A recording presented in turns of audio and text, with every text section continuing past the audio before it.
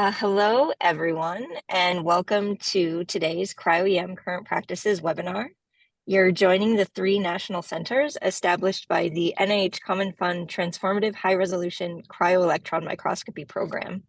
My name is Christina Zamani. I'm a scientist and training liaison at the National Center for Cryo-EM Access and Training, NCCAT. With me today from NCCAT is Ed Eng. Joining from the Pacific Northwest Cryo-EM Center, PNCC, is Kirsten Wheeler. And from the Stanford SLAC Cryo-EM Center, S2C2, is Michael Schmidt. S2C2 invited today's speakers, Lan Guan and Hariharan Parameswaran, joining us from Texas Tech University Health Sciences Center. And Mike is going to introduce them properly after a quick update from each of the 3 centers to keep you up to date on the resources we make available at no cost to the research community. This webinar is a regular event. We host the last Thursday of each month to highlight methods and tips and tricks that groups are using to collect and interpret the data they can obtain with the help of National Cryo-EM Center resources. So save the date now for our talk on May 30th. The final details are still being worked out, but we will make announcements when those are finalized, and you can find registration links on the events page at cryoemcenters.org, where you can also find recordings of past talks. One more quick announcement from me before we start. If you're planning or considering attending the ACA Structural Science Society annual meeting this July in Denver, staff from all of the national centers are hosting a workshop there. I've heard a rumor there may be plunge freezing instruments and a hands-on component. Don't quote me, but it should be a really great way to get a one-day deep dive into cryo-EM with a room full of very friendly experts. And beyond that workshop, there's a large cryo-EM community presence at that meeting. So we'd love to meet all of you there.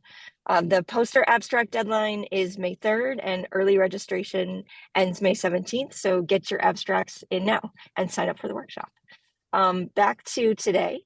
Go ahead and send questions using the Q&A box at any time. We'll be looking there for questions, not the chat, and Mike will be moderating Q&A at the end of the talk. So I will turn over to our center reps to get started. First, I will let Ed give an update from NCCAT. Go ahead, Ed. Oh, thank you, Christine. So we're here at NCCAT in West Harlem. We offer high-end resolution data collection, screening, and training, something to bulk up all our access categories as we're installing our second Glacios right now. This lecture is going on as we speak, and hopefully that will come online soon. What's coming up this summer is, I would like to echo Christina saying that we definitely want to see you, if not at ACA, but M&M, where we'll have a lot of cryo-EM talks and a lot of user engagement. Also, this fall, we have another round of short courses coming up, so go to nccat.nysbc.org to find out more. Thank you, Ed. And Kirsten, go ahead and give us an update from PNCC. Yeah, my name is Kirsten Wheeler. I'm the administrative coordinator for Pacific Northwest Cryo-EM Center. PNCC has 2 types of proposals. First is our screening access proposal, which allows one user to come on site for up to 5 days for sample preparation and screening with staff. This proposal is aimed at low resource institutions. The second proposal type is a general access, which awards up to 480 hours of microscope time a year for 2 years. This time can be used for screening or data collection. Approved general access proposals are also eligible for our training workshops, which can cover items from sample preparation through data processing. PNCC has 5 microscopes. We have a Arctica with a K3 camera for screening and 4 Krios instruments for data collection equipped with K3 and Falcon 4i cameras. 3 of our Krios are equipped with Cation energy filters. Our other Krios is undergoing an upgrade to a Selectress X. For sample preparation, we have 2 Vitrobots, a Leica GP2, and a Vitrojet. Additionally, we are currently working on installing a brand new Glacios 2. If interested, please go to pncc.labworks.org and apply today. Deadlines for proposals are the 1st of each month. Thank you, Kirsten. And Mike, go ahead and let us know what's new at S2C2. Good morning. This is Mike Schmidt. I'm one of the co-directors of the Stanford Slack Cryo-EM Center. We have 3 cryoses with one ready to be installed as of this month, and two more screening microscopes, a Glacios and a Tundra, also being installed. We do, as the other centers do, high resolution data collection. We do training, and we do screening for people that don't have access to screening scopes before they come to us for high resolution data collection. And we switch back and forth between people who have screening samples, and they go straight to high resolution data collection when the screening is successful. We have a strong training program. And we have follow-up too, that every Friday we have a user meeting of people who have collected data at our microscope, and we go through what they experienced as they do their data processing. And our speaker today is one of the people that is one of the stalwarts in our Friday meetings, and I'll talk about that in a minute. To apply, go to CryoEM Slack stanford.edu and apply for high resolution data collection, training, or screening. Thank you. All right, I will stop sharing my screen, and Mike, you can go ahead and introduce our speakers. I'm pleased to introduce Lan Guan and Hariharan Parameswaran. They are early users, especially Lan, early users of our facility S2C2. Lan came to one of our first workshops and continued with training and carried it back to Texas Tech, and has trained other people. She is very active in our Friday, as I said, our Friday meetings with users who have collected data. She's very, very helpful to all of the users. So she's actually a really very, very, very valued member of our community, and has generated a community of people, including Hari, at Texas Tech, to grow the Cryo-EM experience and expertise in that part of Texas. We came from Baylor College of Medicine in the eastern part of Texas, and it's great to see people in all of Texas. Lan is a professor of cell physiology and molecular biophysics, and a co-director of the Center for Membrane Protein Research at Texas Tech. And Hari is a research assistant professor, and I'll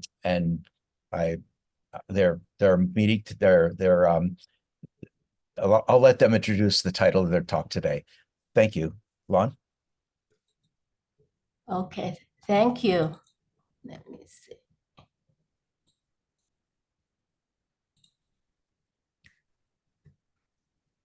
Okay, thank you, Michael, to invite us and all the organizers to organize this webinar. So it's real our honor to present our research to this community. So this talk, the overall talk is Cryo-EM reveal a high energy state of a 53 kilodalton membrane transporter trapped by a conformation-specific nanobody.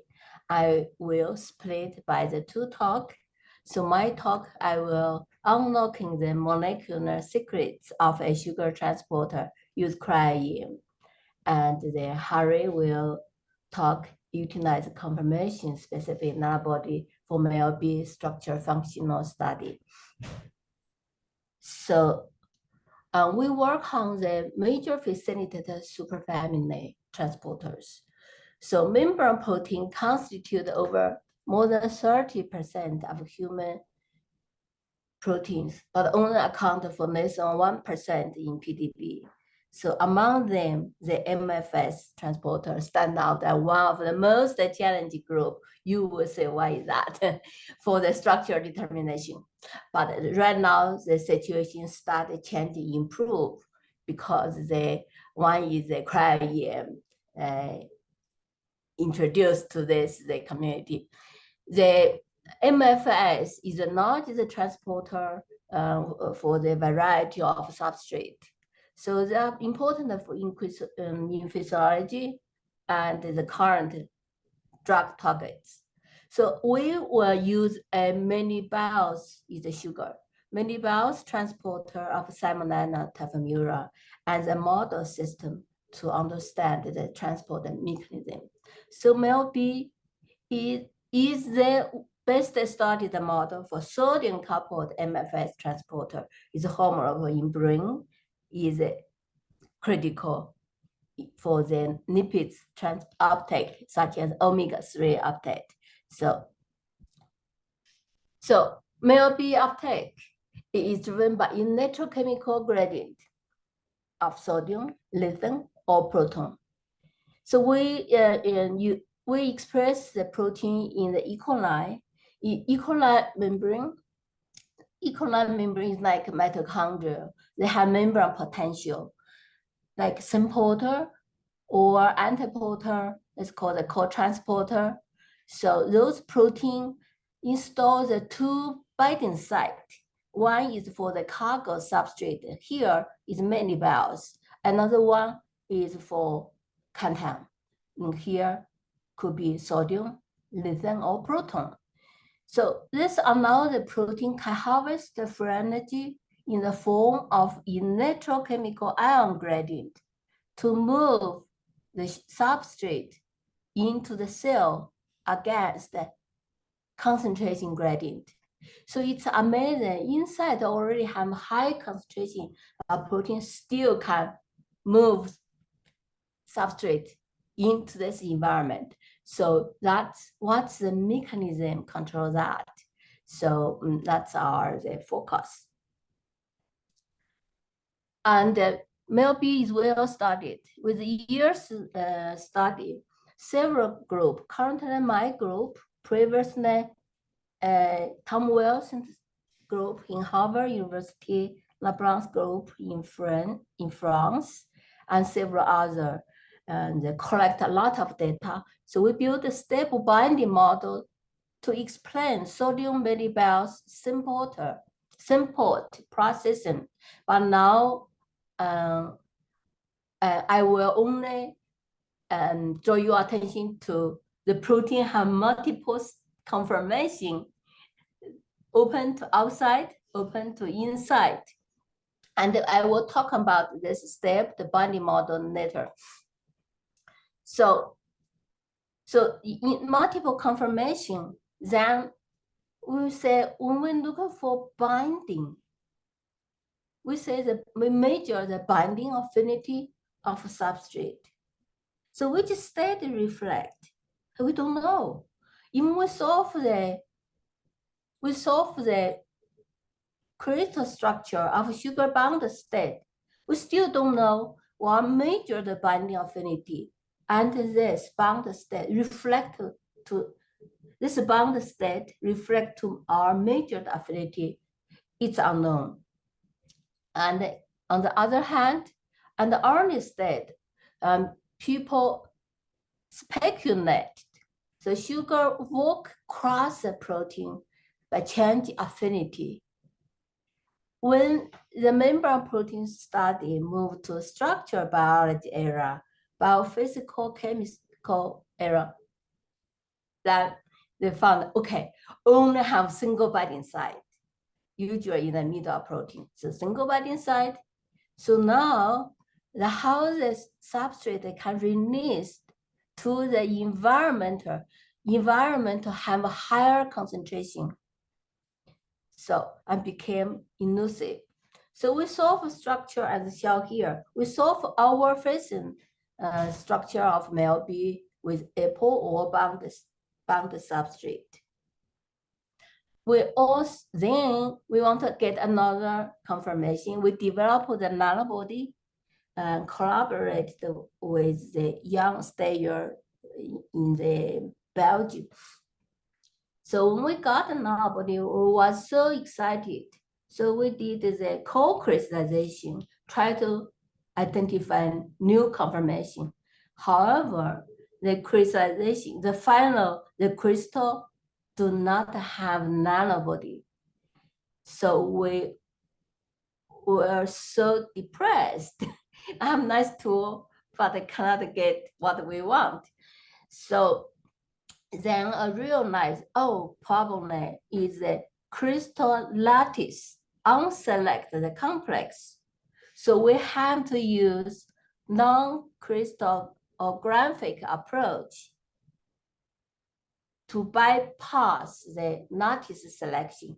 So then at that time, the Cryo-EM already start popular, but we look at this, our protein is the core is 50 kilodalton with a very small extended area extrude outside the membrane. So it's very challenging. Then we think we have a nanobody, maybe will help a little bit. So then we decide still start and then I start looking for how the Cryo-EM will help us. So I attend in the spring 19, attended the first the workshop and realize it's well organized, well prepared, have a well-designed curriculum, cover all aspects. So usually have a 3. So the Cryo-EM training for beginner and immediate processing and the modeling and the evaluation. So they invite the leading expert to give a lecture to cover all aspects from sample preparation, data creation to final model deposit. So cover all and provide the hand-on the practical training. So that I found that this is amazing. Then, so I attended more than 2 cycles to prepare myself in knowledge and the technique into the Cryo-EM. Also attend all other what call the satellite the symposium, and this one the current practices webinar. I also we have a one-on-one training program on the remote data collection. So with all together, so I feel I pop into the Cryo-EM field. So this all supported by NIH Common Fund.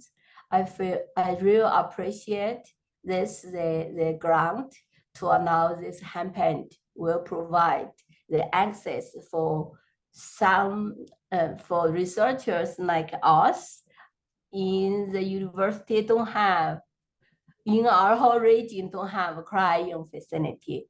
So that's, I hope the support will continue. So now with we start to have some data, we did some human MFS protein, supposed to be much bigger than I think is more than 80 kilodalton, but we still get the core and with a little bit stick out. This is a maybe in DDM or in nanodisk, also the similar. We can have, this is a blur, we can have very good, the 2D classification, but failed with the 3D reconstruction. So when we work on optimize maybe nanobody and this point, so something happened. So there is the game changer tool have been developed. That's the NabFab fiducial marker developed by the Tony Koshikov and the Kasparnoker, and of course Jan's data is nanobody. So they developed the fab against a nanobody with extremely high affinity. So this can change the effective mass for particle picking and alignment. So that this nanobody, of course, they don't bind the MALB. So my MALB structure here we solve and don't bind the fab. So a hybrid nanobody have to be created. this Harry will present more detail. So then we have a hybrid nanobody combines maybe also binds Fab. Here, this affinity after this modification affinity reached to near 4 micron, near 4 micromolar. So then usually is a nanobody nanomer range for structure determination. So here is near 4 micromolar. So the affinity is a mediator. So all our sample preposition will keep in mind, focus that, don't affect that. Or so then once we got this tool, we immediately got structure. Really. So for first, the data collection from data transfer from Stanford to Texas, total takes 4 days. From data transfer to the first completed structure available only takes 10 days. So I was so excited about this approach. So I will talk about the more. So here is the MelB nanodisk. So MelB open to inside. This MelB is a hybrid nanobody. That's the Fab. I actually have another nanobody against this Fab to broken symmetry for alignment. But this one, in my case, they are always it's flexible. So I didn't model this nanobody. So overall, this is how the model the structure. So now we combine the structure and with the HDX-MS to look for conformation dynamics as well as molecular dynamics simulation for the canton binding site. And all together we published in the eLife earlier this year. And all here are all the major the major players. So Harry, he always involved in all aspects in the lab. He's for a year in the lab now. And the Satoshi and they characterize all the nanobody produced from the young stayer in Belgium. So in vivo, in vitro. So we published those characterization in the JBC last year. So that is critical for us. We have so many, which one to pick and what condition to set up. So all those information make available so we can succeed at one time. So they are the data processing. So total we have 2 data collection. So first one is a normal data collection. We got 14,000. And second one is 8,000 imaging with a tiered data collection at 30 degrees. So I will tell why we did this.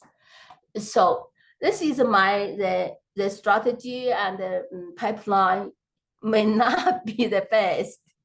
May not be optimal, but it just worked for me. So I practiced. So I first took a very small, like 2,000 imaging, and do the particle picking. And the first data 2D classification, I found, I got a whole. I have the particle with the whole protein I'm expected, and also have the free form because our affinity is for micromolar, and we add a little bit more of this component. Then I use the temperature peak against the whole imaging. Then we got this much of the particle. Then I have to bond to 96 pixels to facilitate a faster cleaning up the particle. When reach to the 300,000 particle, all is here. So I'm biasly select whatever I feel I can say the secondary structure align very well, those particles, and all is the side view. Then I directly use those, did the initial 3D reconstruction.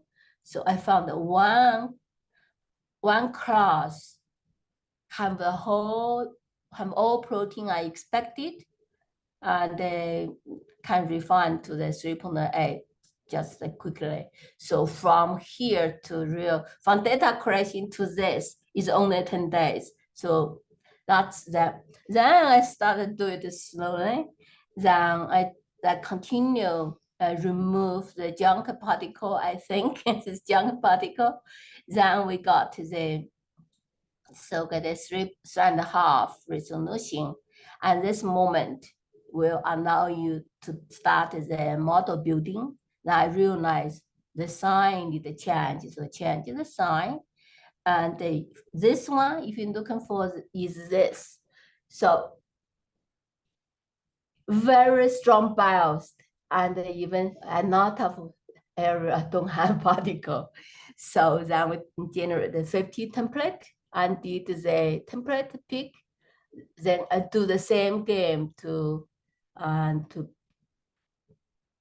bin them and clean and to the heterogeneous refine the local. And this time I can have I know how to do local refinement. Then we got this data set. You can say is significant improved.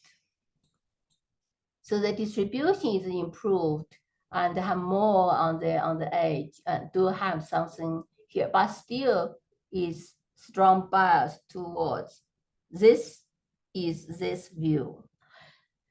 So at this time, then what you with here, then we decide, hey, let's do some tilted data collection. A second, I return to pick up, reclean the particle from, I feel they are not aligned very well. It's another view, the top view, the real doesn't align very well. You hard to say they are the second structure. So I reject those before. So now I take them back. So then we do to improve resolution as well as the distribution. And this situation further improved by the tilted data collection. But the tilted data collection, since the eye thickness is relatively higher, and resolution should be poor. So when we introduce to here, and it is improved, it is here. You improve this, the distribution, then they have to reject the sound to further, and the ends. This is the end of the resolution and the particle orientation distribution. So then what you always stress, the Q-score evaluation is so important. So I do feel, so that one will give your confidence. So how your model and reflect your experimental data. And so usually all our score is greater than average of that given resolution. So then we believe we have the full structure. That this is a MLB open, the cavity open to inside, nanobody, and the FAB, heavy chain and light chain. So now, what do we get from this Cryo-EM structure? So actually, it's more than we prayed for.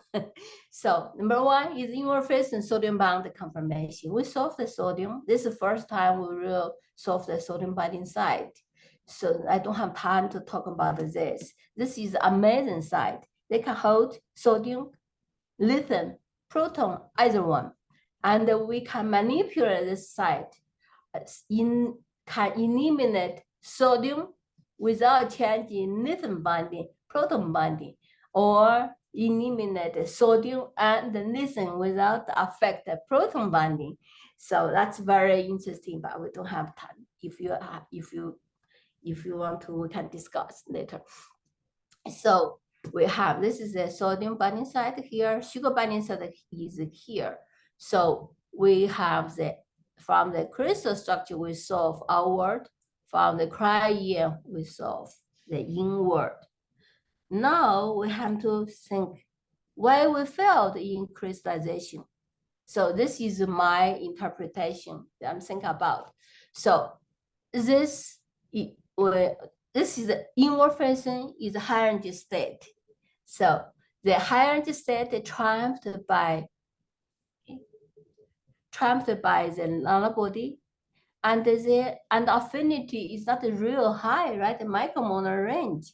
So they can be equilibrium, became the MelB unknown plus nanobody. So it's a MelB form crystal. Crystal select the MelB unknown. Crystal don't favor this complex.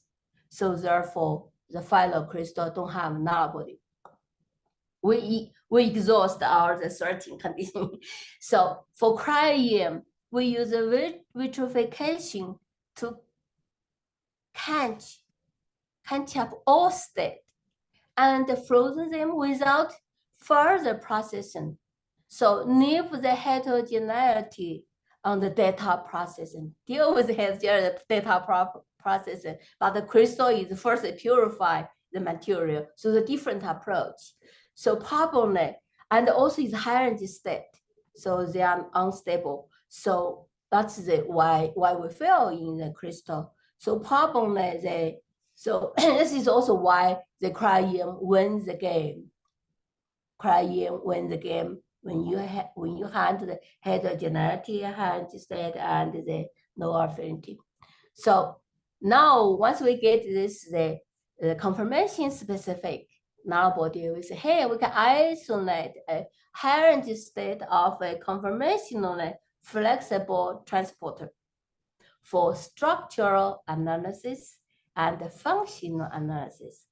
The first found is by the Satoshi. He found that, hey, complex don't bite many bios anymore. Then the Hari used the higher affinity many bios analog alpha nitrophenyl galactoside binding, and we found, okay, this is a MelB alone with about 16 micromolar, and the complex is 30-fold decreased affinity, decayed increase significant. You will see more detail, Harry will present. And it's interesting, we don't see much change for the sodium. So now, why the nanobody inhibit the sugar binding? So when looking for the structure, first I will return to the sugar binding side. So sugar binding solved by in the outward facing by crystallization. So is a mid of protein, and here the sugar binding surrounded by N-terminal, C-terminal domain. So the pocket formed by the two domain, and only one face of the sugar for multiple hydrogen bonding with a charged residue on the N-terminal domain. So this will be better to see. So this is the sugar binding pocket. So the N-terminal domain provide a major binding surface, and the C-terminal domain probably major role is provide a non-specific barrier to form a pocket. When protein change to inward facing, you can see the pocket is broken. The sugar binding pocket is broken to create this access path. So pocket broken binding, the pocket volume increase, affinity certainly will be decreased. So that's consistent with an experimental measurement, affinity decrease. And this became very interesting. So since as I mentioned, from the protein cross the substrate cross the protein through the working model multiple binding site and move in to the single binding site.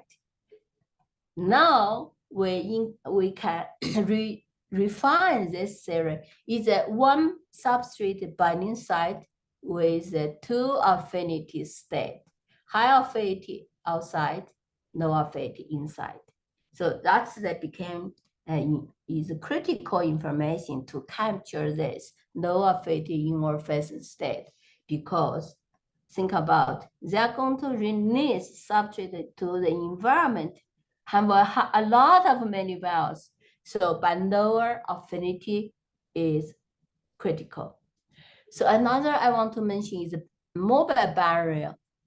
So mobile barrier proposed by the Nobel laureate Peter Mitchell, and Peter established the chemiosmosis theory.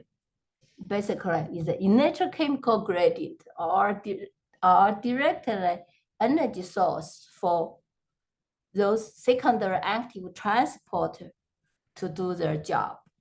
He also provides this mobile barrier. So we in our protein will identify inner barrier. Here is a barrier to prevent substrate cross as a barrier. So have an outer barrier. So why they have the barrier? Because of to effectively use electrochemical gradient. Those is the conformation change and the substrate translocation is cooperative. So then if you have sodium alone, usually they don't want sodium trigger conformation change and release sodium inside. So that will become the shortcut. So when you need two substrate binding site concurrently occupied, then trigger conformation change and release. So that is a cooperativity between the two substrate and between substrate and the protein. So now this new CryoEM structure and the new content to this barrier, mobile barrier mechanism. So barrier switch is directly regulate the sugar binding affinity. So from this state to this state, the sugar binding decrease and promote the sugar release to cytoplasmic space with higher concentration. So the bringing assistant professor Rebin Liang and try to understand how the conformation change and did the molecular simulation. This is based on minimum free energy path. So substrate bind and the release. So that shall just illustrate how this may be transported the many bells. And the finally, this is my last slide. So the state binding model, I'll go fast. So we have multiple state. So in the substrate sodium bind first, this is a resting state waiting for substrate. Then the sodium binding increase affinity for substrate, and now protein work on to harvest the sugar. So that's many bells binding. So now molecular dynamics tell us this state is transient. So they are quickly bypass this and conformation change to inward, and sugar released first and the sodium release second. After sodium release, that will be higher energy state and will be quickly returned to outward. So now question, so sugar release, one is the affinity decrease here, but the sodium affinity didn't change, as I mentioned. So how sodium release? So actually sodium release, this is my interpretation at this moment. Sodium release by the side chain movement to the cavity. And in the E. coli have, as I mentioned first slide, membrane potential negative charge inside. Therefore, they will facilitate this positive charge in the cation departure from the transporter and into the cytoplasm. So that's the current mechanism for importer for this protein. So my study funded by the general medicine and R1, and also I received the 2 administrative awards. One is for the VitroBot to sub, another one I also got for the high performed computer. So I very appreciate those. Then I built up the CryoEM Center and train people, also help the PI to have resources to do the work. So a real special thanks to the Professor Washu and to staff scientists and for their support and the training. So thank you all for your attention. So the next is Harry will present more detail about MELB. So I will stop here. Hi, Harry. All right, let me share my screen now.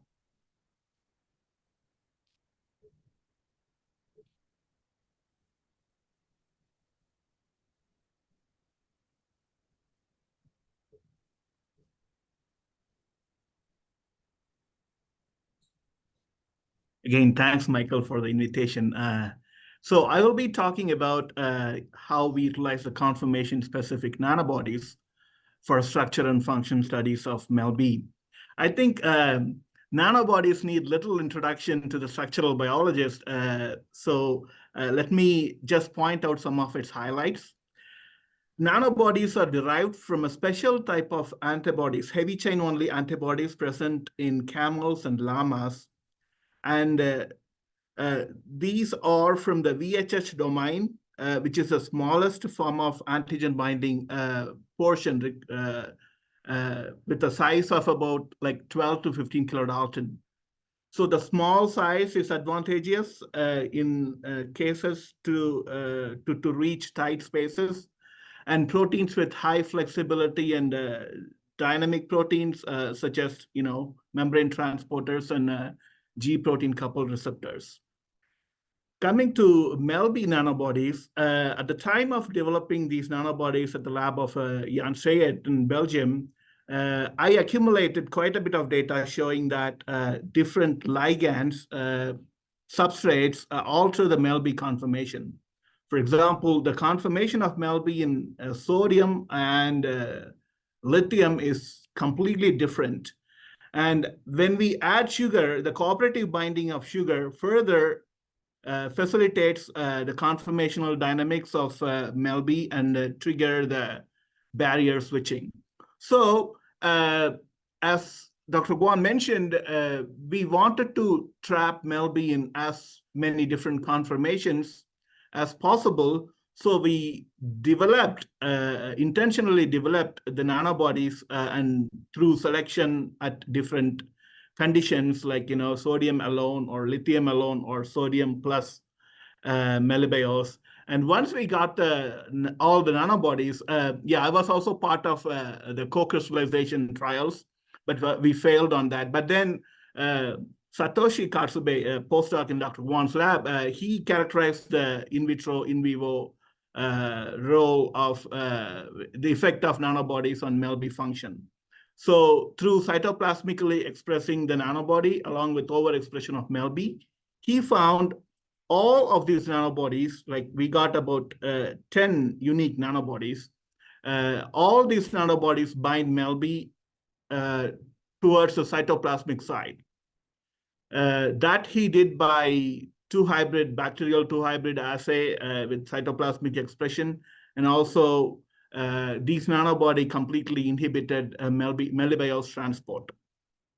So as you can see, from Dr. Guan's presentation, we use the nanobody 725 as a parent for developing the hybrid nanobody. And the group, different group is simply based on the CDR3 complementarity determining sequence, region 3 sequences. And the interesting part of this table is the occurrences. So the 725 belongs to the small number occurrence. We also have a structure from 723, which belongs to a different group. And also we have quite a bit of data from 733. So from what we understood from all the characterizations is that the small occurrences likely, I mean, it does capture a high energy state of MELB and traps the MELB and results in full inhibition. All the below occurrences group likely bind MELB at different conformational states. They are not specific to one conformation, and thus they are very poor in trapping MELB and inhibiting the function. Thus, they result only in partial inhibition. But remember, we found the affinities, many of these low occurrences group do have higher affinity. So they just don't trap they are not able to trap the protein in a specific conformation. So yeah, this is Satoshi's work. This is a two hybrid. We fused nanobody to one and then the MELB to another pair, and then we detect the binding interaction through in the E. coli. Also, he did the Melibaios active transport experiments. So most of them completely inhibits, and then some of them have partial inhibition. So then the next part is that we wanted to use NabFab for our cryo-EM studies. As Dr. Guan introduced, our original nanobody did not bind NabFab. So we have to repurpose our existing nanobodies to be able to bind both MELB as well as the nanobodies, as well as NabFab, I'm sorry. So once after doing that, you can see here, I use isothermal titration calorimetry for analyzing the protein-protein bindings. Many of you might be familiar with ITC. It's a very good label-free approach and generates a lot of thermodynamic data and binding free energies, KD, from a single experiment. So, and this is, let me explain the ITC for, so this is, so this one is original nanobody did not bind NabFab, and this is a perfect binding data. So the red one is thermograms, the heat from the titration, and then this is a fitted curve. We have a nice sigmoidal fit and from independent, one-site independent model. So we got about 50 nanomolar affinity of the hybrid nanobody to NabFab. So this is how the next is I'm going to explain how we generated the hybrid nanobody. So here, the NabFab was developed against a specific nanobody called TC and nanobody 4. And it interacts with the scaffold region of the nanobody without affecting the CDRs.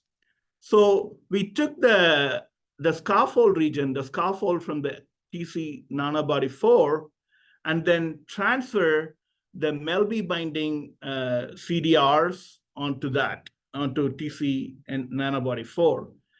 Resulting, we couldn't pull it off in a single trial. We had to do some trial and error, and finally we got what we wanted, the functional binding both. And here we show, again, I use ITC to show the binding of the hybrid nanobody with affinity of about 3 micromolar compared to the parent nanobody about 1 to 2 micromolar. So they are quite comparable, but still, as she mentioned, people prefer nanomolar affinity for protein-protein and high multi-proteins complex structures. So we were a little bit skeptical how it's going to work for cryo-EM, but then now you know that it worked really well, and we got our structure. So again, once we knew that it could bind both MELB and NabFab, then we wanted to see if we can isolate the whole complex. So we loaded MELB onto a nanodisk, and then we tested the complex through size exclusion chromatography. The black one is the MELB alone in nanodisk, and when we add nanobody, or on top of it, when we add NabFab and another anti-Fab nanobody, So we can see a clear shift upon addition of each components. And the red one almost show 0.4 milliliter shift. And we analyze by SDS page, and you can see all from the peak fractions, we can detect all proteins, MELB, NabFab, 2 nanobodies. And then we prepared. So it was a little bit challenging for the sample preparation for the grids as well, because the weak link is between MELB and the nanobody. So we don't want, we want to make sure we get as much complete complexes as possible. So, and another aspect is that the NabFab is slightly unstable, and they have some hydrophobic patches. So we pre-equilibrated the NabFab with nanobodies, 2 nanobodies, and then we mix the whole NabFab nanobody complex with MELB at 1 to 1.6 ratio, because we want to have more nanobody to compensate the weak affinity. So then we, again, using several ITCs, we try to, I characterize the ligand bindings. The sodium binding is not affected in the presence of nanobody. We always kept the parent nanobody for comparisons. So the sodium binding is unaffected, but we could not measure melibiose binding in presence of the nanobody. So we had to use a high affinity sugar analog with roughly about 100-fold higher affinity. And then we can see the inhibition. So the binding of nanobody resulted in about 30-fold inhibition. So now we know that the nanobody inhibits sugar affinity. How about sugar affecting the nanobody? So yes, the sugar also affects the nanobody binding. So when we have sugar, the affinity from 3 micromolar drops to around 11 and 14 in presence of melibiose or alpha NPG. So we don't want sugar in our sample mix. We don't want to compromise the binding, weaken the binding again. So and again, also after getting the structure, we knew that the sugar binding residues are displaced and have this configuration will have weaker sugar affinity. So this is another really interesting observation, finding from this study. I characterized the central regulator 2A glucose from PTS system. It is involved in the carbon catabolite repression. The 2A glucose binds to MELB and LAC-Y and completely inhibit the sugar uptake. So, and we found many similarities between 2A inhibition of of MELB and nanobody. So the both inhibit sugar binding and arrest the protein in a low affinity state, but without affecting the sodium binding. So we wanted to see whether they compete or they can concurrently bind. So we knew that 2A binding site is roughly around the C-terminal domain of MELB, and after the structure, we knew the nanobody binds to the N domain. So, but then again, we were really happy that both 2A and nanobody can concurrently bind, and we can isolate the 3-protein complex by size exclusion chromatography, and we actually even have a structure, Cryo-EM structure available, but we are now working on getting high resolution structure from that.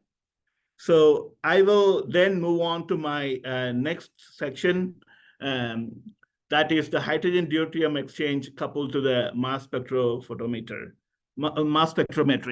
So we presented our preliminary Cryo-EM, our Cryo-EM structure in COMPA meeting in New York.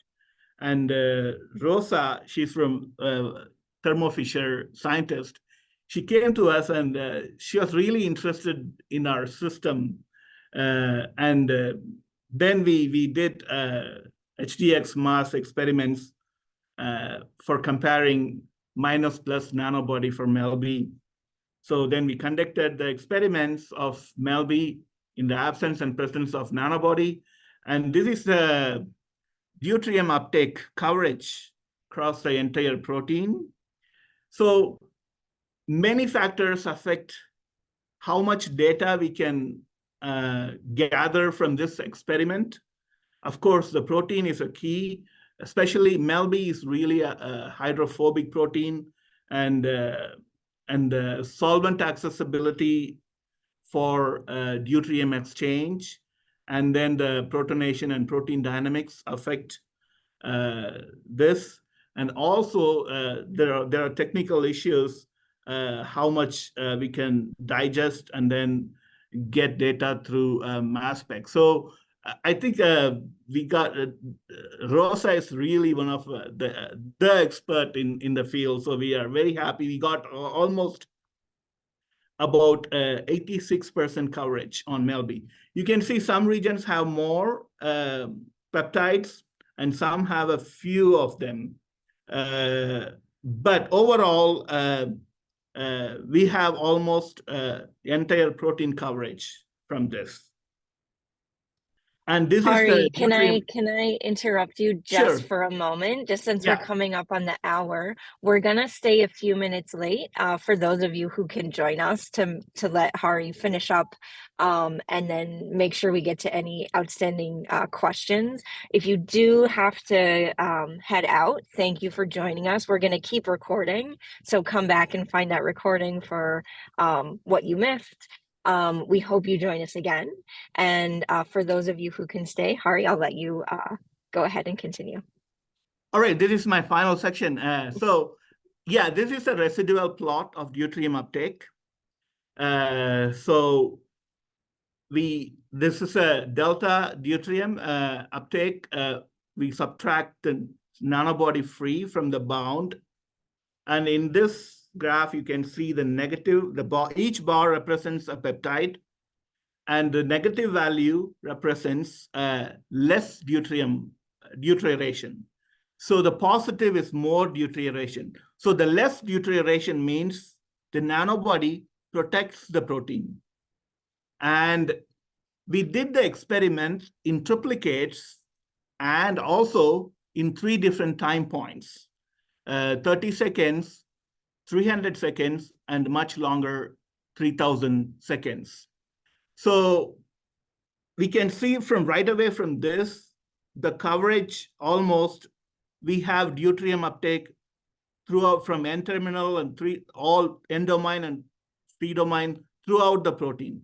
Let's look at how the data looks on the structure, protein structure. So we use our crystal, so the sugar-bound structure, and we just color-coded the peptides with the deuterium uptake levels. So from an instance, we can see that most of the uptake is around the central cavity and then the cavity lining helices. So we categorized the uptake into 4 groups. So the group 1, which is blue, provides the complete protection by the nanobody. You can also see the time course on the right, the blue, the graphs, where like 30 seconds, 300 seconds, 3000 seconds, the blue is with nanobody, black is without nanobody. So you can see even after 3000 seconds, the nanobody can still keep the protein from moving away or getting it deuterated. So that's really amazing for a micromolar affinity protein. So anyways, coming back. So most of the protection is around this. And then the next group is weak protection, like the olive one. So they can protect for a short term, but at 3000 seconds, the MELB gets released and then have less protection. And group 3 and 4 are less important. The group 3 are like really flexible regions on the termini. And then the group 4 is deprotection, which we only observe a little bit on the N-terminal and a little bit on near the unstructured C-terminal regions. So again, the main purpose, so this one, the main purpose of is that, again, this one, I'm sorry, the other one is that this one shows the interaction, the interface between MELB and nanobody. And we also observed the regions involved in the binding is protected by nanobody. So the main purpose we were interested in is that we wanted to see the conformational changes, because the nanobody traps the inward facing state, and in the absence of nanobody, the MELB is the conformations is like an ensemble with sampling at different conformations, but mainly prefer outward facing state, like shown in this one. So we were interested to see what HDX can provide for us to understand this conformational switching. So we took the early 30 seconds data with more than 5% deuteration and plotted those deuterium uptake regions on both structures. The sugar bound outward and then the nanobody bound inward. So this region is the inner barrier, which is broken when nanobody is bound, and this region is opened in the nanobody bound structure. So we found the helix 5, which composes many of the arginine lysine negative positive charge network. That is a central part of the inner barrier. So the sugar binding site, the arginine 149, is also present in the helix 5. So when we look at the HDX data, we immediately knew that, okay, the helix 5 sugar binding triggers the conformational switch. That's a physiological mechanism. We don't have nanobodies under physiological conditions. So we believe that probably the sugar binding and through the helix 5 propagates the signal to break the salt bridge network, and then results in opening the inner barrier. So that's one thing. And also the closing of the outer barrier, we see a little bit of the loops between the periplasmic loops probably involved in that closing of the cavity as well. So I think this is, with that, I will stop here. And yeah, I'll just move on to I would thank all the members from Dr. Guan's lab and our collaborators, those who are in direct contact with me. I just listed, we have so many other people to thank. And thanks for your attention. And we would be happy to answer any questions if you have.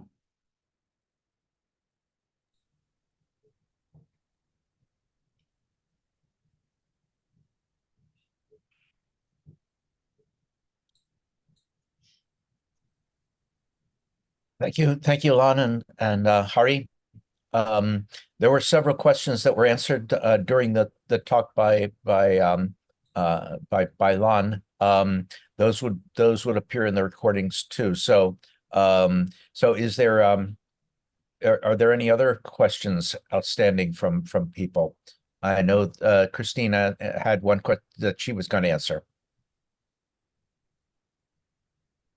Oh yeah, there was just a quick question about where the recordings will be, and I sent the link to that to those here, but on the cryoemcenters.org website. I think I may just ask Lan to elaborate quickly on something you did answer in the Q&A, but there was a question about the local lipid environment and how that affects the structure. And so maybe you could elaborate a little bit on The how you lipids. think about that. Yeah. Yes. So in MLB, previously we did the solid state NMR and identify a strong lipids band site. The strong immobilized lipids with MLB. That's the map. The sample is the liposome. So in the Cryo-EM, I don't say I can model any lipids, but in crystal, I do see some density. I don't know is the conformation dependent or something else. I just cannot address that.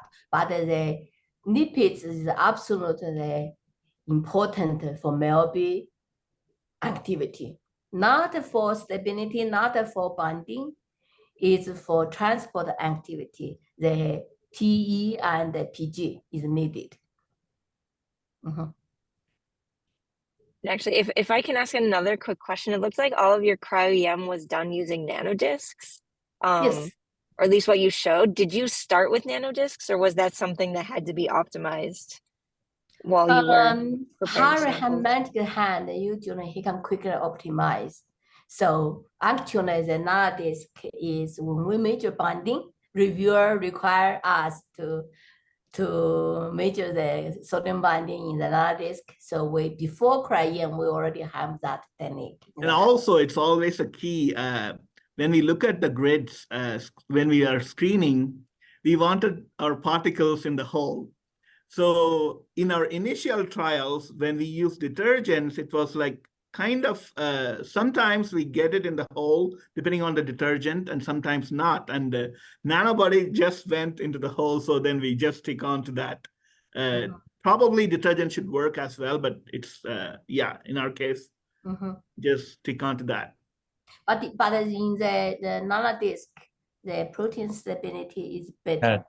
So we select the condition, have better stability, individual, and better complex. That's all selection. It's not a random selection, you can say. We do very carefully biochemistry characterization to select the condition towards cryo-EM. I had a quick I had a quick structural question. What is the relationship between the sodium binding site or whatever other positive ion? What is the relationship between that and the sugar binding site? How far away from each other? Didn't show that. It's very close, but not overlapping. It's just okay. Because their sodium binding increase affinity for sugar 8-fold. Right. So they have cooperativity. Either way, sugar increases sodium binding, then we haven't addressed. I didn't get how that one achieved yet. Okay. Yeah. So one affects the other, of course, but again, through the protein somehow rather than directly. I think through a protein conformation change, they make the chemistry small. Yeah, I feel in that way, but with the molecule. So Rubin did the molecular dynamics, the Ferenczi. We have inward, have outward. Then he used the Ferenczi path to link the two. So that will answer another question. So that move is outside from that. We just got another question. The nanodiscs that you used, are these MSP nanodiscs? And if so, did you investigate how big the nanodiscs were, and did size matter? Yeah, Harry can address that. Yeah. We use MSP1 E3 D1 E3, which is about 11 to 13 nanometer. So there is another smaller version, 9 to 10 nanometer, but MELB can be loaded onto both nanodiscs. But we chose the slightly larger one because we thought it's going to make the protein more happier. Yeah. Sometimes in rare case, in the 2D classification, I can say one nanodisk can have the two. But the majority is one, is single.